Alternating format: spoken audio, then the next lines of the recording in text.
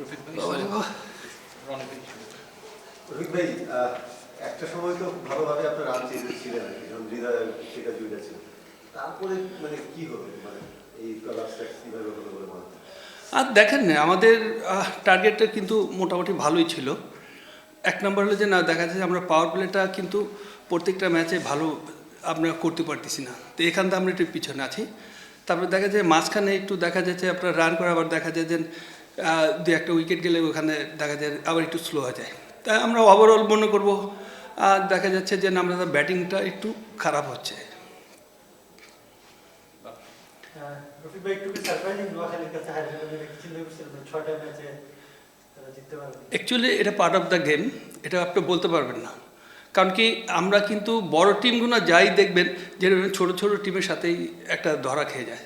তো এটা কিন্তু আমরা যখন মিটিং করি, কোচ কিন্তু বলেছে যে দেখো এদের কিন্তু হারানে কিছু নাই, কি বাট আমাদের অনেক কিছু হারানে, দেখেন আজকে সেটা কিন্তু প্রমাণ হলো। আপনার টিমের রকিবুল আছে, খুব প্রমিজিং একটা স্পিনার, অনেকদিন এই লেভেল থেকে ভালো খেলে আসছে, ইন্টারন্যাশনাল ক্রিকেট ভালো করছে। তাকে আপনি কতটা সম্ভাবনাময় মনে করছেন, মানে সামনে তাকিয়ে কত দূর যেতে পারে বলে মনে করেন?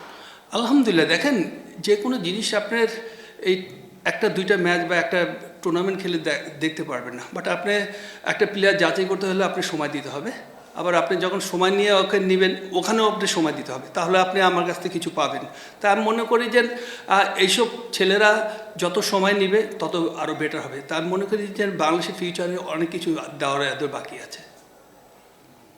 রফিক ভাই, মানে এটা বিপিএল এর বাইরে বাংলাদেশ ক্রিকেটে অনেক কিছু ঘটছে, আপনি যেহেতু সবসময় এটা বলতে চায় না আর কি, হ্যাঁ ম্যাচ নিয়ে শুধু। ঠিক আছে। Okay, thank you very much. 149 target আসলে খুব বেশি না, তারপরে ব্যাটিং লাইন আপ বলতে আসলে এটা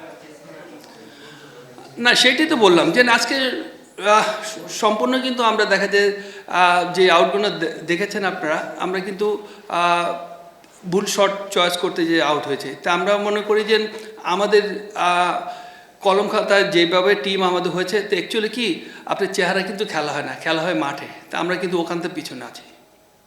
থ্যাংক ইউ ভেরি মাচ।